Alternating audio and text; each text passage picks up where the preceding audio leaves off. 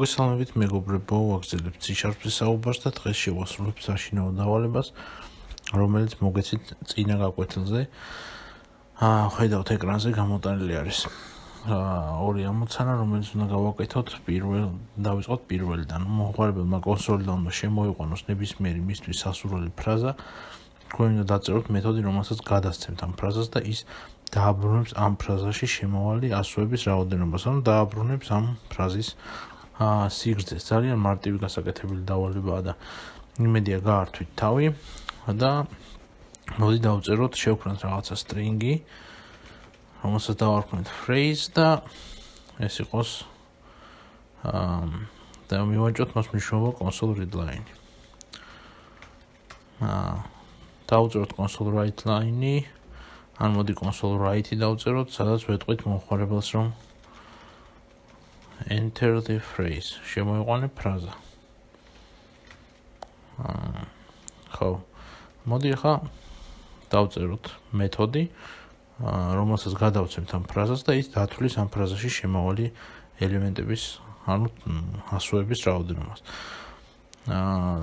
ეს მეთოდი უნდა აბრუნებდეს რიცხვს, ანუ სიგრძეს უნდა აბრუნებდეს და უნდა აბრუნებდეს ანუ და შესაბამისად ეს უნდა იყოს მთელი რიცხვი, ხო? ანუ რადგან სიგრძეს აღნიშნავთ და ელემენტების რაოდენობას აღნიშნავთ, უნდა ავიღოთ მთელი რიცხვები. შესაბამისად ავიღოთ int-ი, ჯერ ავიღოთ static int და count phrase დავარქვათ ესე. აქ გადავცეთ პარამეტრად ფრაზა, რომელიც გვინდა რომ აიღოს. დავარქვათ phrase to count, ესეთი რაღაცა იყოს და ძალიან მარტივად უნდა დავწეროთ მეთოდის ტანში return phrase to count-ის count-ი და ესე. სულ ეს იყო ჩვენი მეთოდი, რაც უნდა დაგვეწერა. თუ ახლა გამოვიყენებთ ჩვენ main-ში ამ მეთოდს count phrase და გადავცემთ ფრაზას და ამ მონაცემს შევინახავთ რაღაცა პეცვლაჩი, შემდეგ შეგვიძლია ეს პეთ დავბეჭდოთ და უკვე ნებისმიერი ფრაზას, ნებისმიერ ტექსტს, რომელსაც მომხმარებელი შემოიყვანს, დაითვლის იმის ასოებს. დავუშვათ hello world. დაგვიწერათ 11, ხო? მოდი გადავთვალოთ და შევამოწმოთ სწორია თუ არა. 1 2 3 4 5 6 აუცილებლად ჩათვალეთ გამოტოვებული backspace-ებიც, იმიტომ რომ backspace ეს აღიქოს როგორც ჩვეულებრივ დაწერილ სიმბოლოს, ანუ სიცარიელს. 1 2 3 4 5 6 7 8 9 10 და 11, კი ბატონო. და აი ეს უნდა დაგეწერათ სახში. ხო, ძალიან მარტივია როგორც ხედავთ. მოდი ახლა სანამ მეორე ამოცანაზე გადავალთ, ჯერ ეს ცოტა გავართულოთ და ცოტა განსხვავებული ერთი პრაქტიკული ამოცანას გავაკეთოთ, რომელიც მსგავსი არის ამისა. ხო, დავალების არსი უნდა მდგომარეობდეს შემდეგში. ანუ მოდი ესენი ძველები რაც გქონდა წავშალოთ. ძალიან მსგავსია. ამიტომ აქაც strings ვიღებ და იქაც. მაგრამ მოდი მაინც თავიდან დავწეროთ. ცოტა გავართულოთ ეს ჩვენი დავალება და ესეთი დავალება დავწეროთ. ხო, ჩათვალეთ ახლა რომ დავალებას გაძლევთ რა, ანუ ჩათვალეთ რომ ესეც უნდა ეცადოთ დამოუკიდებლად დაწეროთ ეს დავალება, სანამ ვიდეოს ყურებას გააგრძელებთ და თუ ვერ შეძლებთ და ძალიან გაგიჭირდებათ, მე რა ვიცი, შეგიძლიათ უყუროთ ვიდეოს, მაგრამ მაინც სასურველია რომ არ გაგიჭირდეთ, იმიტომ რომ ანუ არ არის ახლა ისეთი რთული გათვალისწინებით იმისა, რა თემები ჩვენ გავიარეთ. ყველაფერს, რასაც დაგჭირდებათ აქ, რომ ეს დავალება შეასრულოთ, ყველაფერი ჩვენთვის ნაცნობია. აქედან გამომდინარე, მოდი მე ხა უცებ დავწერ ეკრანზე პირობას, რა პირობაც უნდა დააკმაყოფილოს ამ ჩვენმა დავალებამ და შემდეგ ერთად ვიფიქროთ. ხო, აი ესეთი არის ჩვენი პირობა. ანუ მომხმარებელმა უნდა შემოიყვანოს რაიმე ტექსტი და რიცხვი. ანუ ტექსტს არ აქვს მნიშვნელობა, შეუძლია საერთოდ ერთი სიმბოლო შემოიყვანოს, ანუ მისთვის სასურველი ნებისმიერ ტექსტი უნდა შემოიყვანოს და შემოიყვანოს რიცხვი. ეს რიცხვი არის გამომხატველი იმისა, თუ რამდენჯერ სურს, რომ მისი შემოყვანილი ტექსტი დაიბეჭდოს კონსოლში. ანუ მთლიანად დინამიურად წყვეტს მომხმარებელი რა ტექსტი შემოიყვანოს და რამდენჯერ დაიბეჭდოს მისი შემოყვანილი ტექსტი. ჩვენმა მეთოდმა უნდა მოახდინოს ამ პირობის რეალიზება. ხო, ეხლა დააპაუზეთ ვიდეო, თქვენ თვითონ დაწერეთ ეს დავალება. ხო, რა თქმა უნდა, მე აქ დავწერ და გავაგრძელებ. მოდი იგივე გზით მივყვეთ. შემოვიყვანოთ რაღაცა string-ი. დავარქვათ ამას phrase, მოდი ესეც იყოს ფრაზა, თუმცა არ არის ვალდებული, რომ ფრაზა შემოიყვანოს და ესეც იყოს console readline. შემოიყვანოს int-ი, phrase count-ი და ეს იყოს int parse console readline. აი ესე. მოდი ხა console write-ი დავწეროთ და გავაგებინოთ ჩვენს მომხმარებელს, რომ რა უნდა გააკეთოს, ხო? Enter your phrase და მეორე console write-ი დავწეროთ და enter the count, enter how many times to print the phrase. აი ესეთი რაღაცა დავაბეჭდინოთ. ანუ გავუშვათ, კი ბატონო, შემოიყვანოს რამე ფრაზა hello მაგალითად და გავუშვათ 8-ჯერ დავეჭდოს. ხო, ეხლა მოდი დავწეროთ, ვიფიქროთ როგორი უნდა იყოს ჩვენი მეთოდი. ნუ სტატიკი უნდა იყოს. void ტიპისა უნდა იყოს, იმიტომ რომ ჩვენი მეთოდი არაფერს არ აბრუნებს თუ დაუკვირდებით. ანუ კონკრეტული რაიმე მონაცემის დაბრუნება არ მჭირდება იმისთვის, რომ ამ მეთოდის რეალიზება მოვახდინო. ანუ არ მჭირდება არც ეს მეთოდი არ უნდა მაძლევდეს საბოლოო შედეგად არც რაიმე ტექსტს, არც რაიმე რიცხვს, ან რაიმე სხვა ტიპის მონაცემს, ხო? ნუ შეიძლება ვინმე მიფიქროს, რომ ხო ტექსტი რჩება საბოლოოდ. ანუ მე ტექსტი უნდა დაბეჭდოს, შესაბამისად string-ი უნდა დააბრუნოსო, მაგრამ ესე არ არის რეალურად. ჩვენ ამაზე ვისაუბრეთ, ხო? ანუ დაბეჭდვა არ ნიშნავს დაბრუნებას. ეს არ აგირიოთ ერთმანეთში.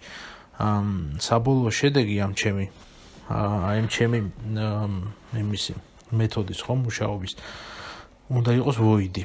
ანუ მე ერთ კონკრეტულ შედეგს არ ვიღებ ამ მეთოდის მუშაობის შემდეგ. ამიტომ დავწეროთ static void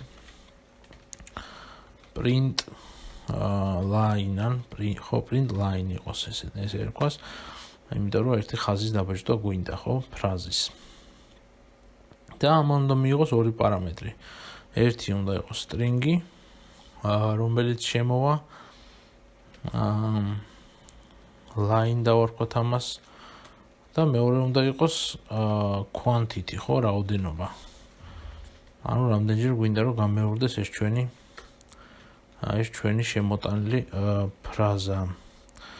ხო, ნუ როგორ დავბეჭდოთ ახლა, გასაგებია, შემიძლია console write line დავწერო და გადავცე line-ი, მაგრამ ეს არ მაწყობს, იმიტომ რომ ეს ერთხელ დაბეჭდავს. როგორ უნდა მოვიქცეთ ჩვენ ისეთ შემთხვევაში, თუ გვინდა რომ რამდენჯერმე დაიბეჭდოს ჩვენი ფრაზა. ნუ ვიცით როგორც უნდა მოვიქცეთ, უნდა გამოვიყენოთ ციკლი, ხო? ამიტომ გამოვიყენოთ მოდი for ციკლი. for ციკლი დატრიალდეს quantity-მდე. და console write line-მა დაბეჭდოს line-ი. აი ესე, ვერტიკალურად ჩამოწერს აი ამ ფრაზას line-ებს quantity-მდე, ანუ იქამდე სადამ რამდენი სტოლიც იქნება ეს quantity, ანუ რაოდენობა. ხო, ხედავთ აი ამ ჩვენ main methods და ამ main methodში ჩავწეროთ აი ეს print line მეთოდი. ანუ print line მეთოდი ელოდება ჩვენგან ორ ცალ პარამეტრს, პირველი იყოს ფრაზა და მეორე იყოს phrase count. ანუ რაოდენობა. თუ ეხლა აი ამ ჩემს პროგრამას გავუშვებ, ელოდება ჩვენგან რომ შემოვიყვანოთ რაღაცა ფრაზა. შემოვიყვანოთ I love C#. შემოვიყვანეთ, ეხლა ელოდება რაოდენობას თუ რამდენჯერ გვინდა რომ ეს ფრაზა დაიბეჭდოსო. შემოვიყვანოთ რაღაცა რაოდენობა, დავუშვათ 15 და აი კონსოლში ხედავთ რომ 15 ჯერ დაიბეჭდება I love C#. ძალიან კარგი. ესეც გავაკეთეთ. იმედია თქვენც არ გაგიჭირდათ და დამოუკიდებლად შეძელით ამ დავალების შესრულება. მოდი ახლა მივხედოთ შემდეგ დავალებას. დაწერეთ მეთოდი, რომელსაც გადავცემთ რაიმე მთელ რიცხვს და იგი დააბრუნებს იმ ინდექსს, რომელზედაც ეს ციფრია შენახული მასივში. იმ შემთხვევაში, თუ მასივში ეს რიცხვი არ მოიძებნა, შედეგად უნდა დაბრუნდეს -1. ხო, ამისთვის დაგვჭირდება მასივი, ხო? და ჩვენ მეთოდს ჩვენს ფუნქციას უნდა გადავცეთ ერთი რიცხვი და მასივი, ხო? ანუ ის მასივი, სადაც ის მოძებნის იმ გადაცემულ რიცხვს. მოდი ახლა სატესტოდ შევქმნათ ერთი ცალი მასივი. შევქმნათ int myArray და მას პირდაპირ მივანჭოთ მნიშვნელობები, დავუშვათ 54, 2, 19, 47, 125, 66, არ აქვს მნიშვნელობა. ხო, მასივი გვაქვს, მოდი ახლა დავწეროთ მეთოდი. დავწეროთ static, ჩვენ ვეძებთ index, ამიტომ ეს უნდა იყოს, ამ უნდა დააბრუნოს int-ი. თუ მარტო ინდექსებს ვეძებდით, შეგვეძლო ან თუ მხოლოდ დადებით რიცხვებს მოვძებნით, შეგვეძლო uint-ი გამოგვეყენებინა ან signed int-ი, მაგრამ რადგან ჩვენ პირობაში გაწერილი გვაქვს, რომ ჩვენმა მეთოდმა უნდა დააბრუნოს -1-იც, ამიტომ დავუშვათ, რომ დააბრუნოს ნიშნიანი მთელი რიცხვი, ანუ int ტიპი. ამ ჩვენს მეთოდს დავარქვათ find index და გადავცეთ ორი პარამეტრი. ერთი პარამეტრი იქნება მასივი, რომელშიც ვეძებთ ამ რაღაცა მასივი int-ების array და მეორე პარამეტრი იქნება number, int number, ანუ ის რიცხვი, რომელსაც ვეძებთ ამ მასივის შიგნით. ხო, ჩვენ გვინდა რომ მასივის ყველა ელემენტში მოვახდინოთ iterაცია, ხო? ამისათვის უნდა გამოვიყენოთ for ციკლი, რომელსაც შევქმნით და დავატრიალებთ მასივის length-ამდე, ხო? ანუ array length-ამდე. და for-ის შიგნით უნდა დავწეროთ ესეთი პირობა. იმ შემთხვევაში, თუ აი ეს გადაცემული რიცხვი უდრის გადაცემული რიცხვი არის ამ მასივში, მაშინ დააბრუნოს ის ინდექსი, რომელზეც არის შენახული, იმ შემთხვევაში, თუ არ არის, დააბრუნოს -1. ამიტომ წერთ if array, ანუ array-ის ყველა ელემენტი უდრის numbers, ანუ ეს არჩევს რომელი ელემენტი არის და არის თუ არა ელემენტი ამ რიცხვის ქვეშ გადაცემული, მაშინ დააბრუნე i, ანუ დააბრუნე ინდექსი. თუ არ არის, დააბრუნე -1. და ხედავთ, რომ აი -1-ის დაბრუნების ლოგიკას წერთ ციკლის გარეთ. იმიტომ რომ ჩვენ ციკლი გვჭირდება მასივის, ასე ვთქვათ, მასივში iterაციისათვის და ეს return -1 არის აი if-ისთვის else ვარიანტი. ეხლა მე რო შიგნით დამეწერა else მაგალითად და დააბრუნე -1 თქო რომ მეთქვა. აი ეს error-ს ამოაგდებდა და მეტყოდა რომ not all code path returns a value. ანუ კოდის ყველა შესაძლო ვარიანტი არ აბრუნებს რაღაცა მნიშვნელობას. შესაბამისად ეს ვერ შესრულდებოდა. ამიტომ აი ეს return -1 უნდა დავწეროთ ციკლის გარეთ. всё, მზად არის ჩვენი ფუნქცია. მოდი გავუშვათ და ვნახოთ როგორ იმუშავებს. დავწეროთ find index-ი. პირველად გადავცეთ მასივი, ანუ myArray, რომელიც შევქმნით და მერე გადავცეთ რიცხვი. რიცხვი შეგვიძლია კონსოლიდან შემოვაყვანოთ, შეგვიძლია საიდანვე დავიმახსოვროთ, შეგვიძლია ესე ავდგეთ და პირდაპირ ჩავწეროთ რიცხვი დავუშვათ, მოდი 47 გადავცეთ. და ეს მასივი შევინახოთ რაღაც result swatch. შემდეგ დავუბეჭდოთ ეს result-ი, გავუშვათ და ნახოთ რას დააბრუნებს. და ვხედავთ რომ კონსოლში დაიბეჭდა 3-იანი, ანუ 0, 1, 2 და 3. კი ბატონო, ეს იმუშავებს ყველა რიცხვზე. მოდი ახლა გადავწყვეტ არარსებული რიცხვი, რომელიც არ გვაქვს. დავუშვათ 157. გავუშვათ და დააბრუნებს -1-ს. ხედავთ, ხო? აი ეს იყო სულ, რაც უნდა დავეწერა სახლში საშინაო დავალებად. მოდი ახლა დავწეროთ კიდე ერთი დავალება, კიდე ერთი ამოცანა, იმისთვის რომ უფრო მეტად გავივარჯიშოთ და გავიღრმავოთ ეს ჩვენი მეთოდების თემა, ხო? და ამოცანის პირობას ხედავთ ეკრანზე. ეს არის მეოთხე ამოცანა, რომელიც გვეუბნება რომ შევქმნათ მეთოდი, რომელიც ნებისმიერ გადაცემულ მასივს დააგენერებს შემთხვევით გადაცემული რიცხვებით. ანუ უნდა შევქმნათ მეთოდი, რომელსაც მივაწვდით მასივს, არა აქვს მნიშვნელობა რა ზომისა იქნება მასივი და აი ეს მასივი ავტომატურად უნდა ივსებოდეს შემთხვევით დაგენერებული, ანუ რანდომული რიცხვებით. არ არის რთული დავალება, პრინციპი იგივეა. ვაპაუზებთ ვიდეოს, ვცდილობთ რომ გავაკეთოთ ჩვენით, ვეწვალებით რამდენადაც შეგვიძლია, თუ ვერ ვაკეთებთ, მერე ვაგრძელებთ ვიდეოს ყურებას.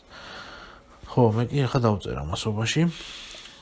ხო, როცა შეივსება ეს მასივი და ჯერ მოდი ვიფიქროთ იმაზე, როცა შეივსება ეს მასივი, რა ტიპი უნდა დააბრუნოს, ხო?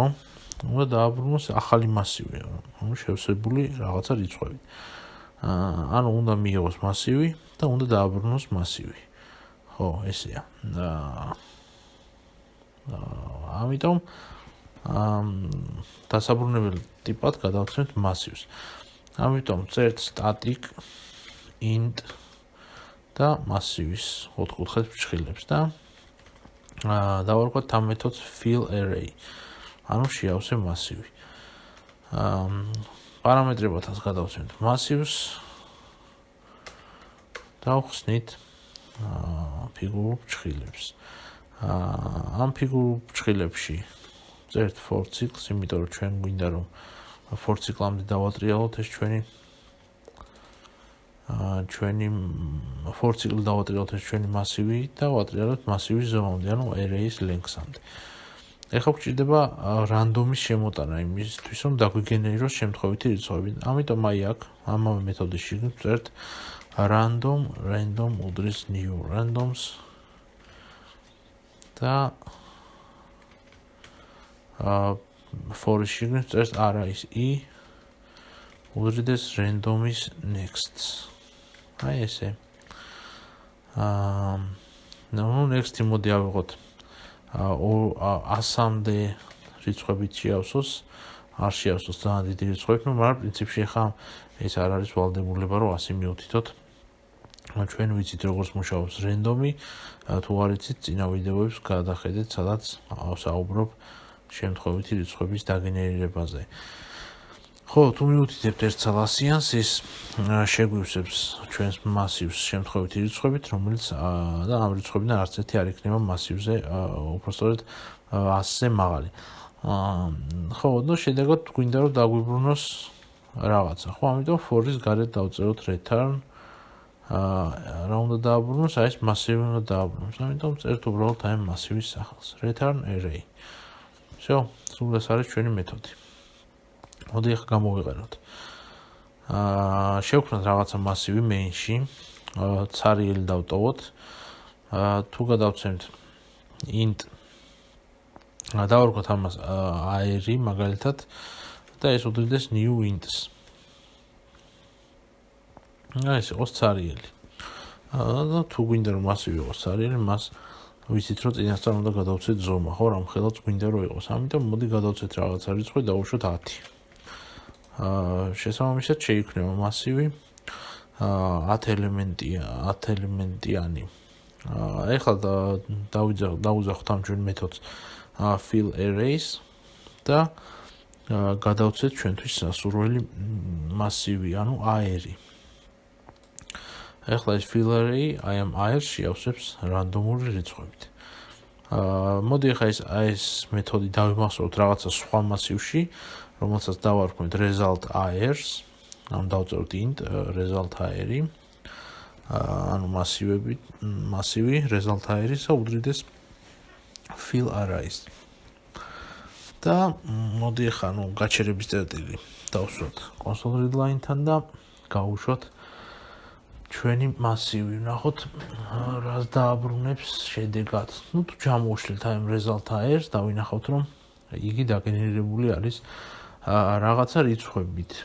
იმისთვის რომ დავარწმუნდეთ რომ ეს რიცხვები არის შემთხვევითი, მოდი ეს დავამაგროთ აქ ჯერ. ხო, იმისთვის რომ დავარწმუნდეთ რომ ეს რიცხვები არის შემთხვევითი, უბრალოდ გავთიშოთ ჩვენი პროგრამა და გავუშვათ ახლიდან. როგორც ხედავთ, მეორე გაშვებაზე სულ სხვა რიცხვები დაგვიწერა, ესე იგი ეს რიცხვები არის რანდომული, შემთხვევითობის პრინციპზე აღებული და არც ერთი ეს რიცხვი არ აღემატება 100-ს. კი ბატონო, მუშაობს ისე როგორც საჭირო.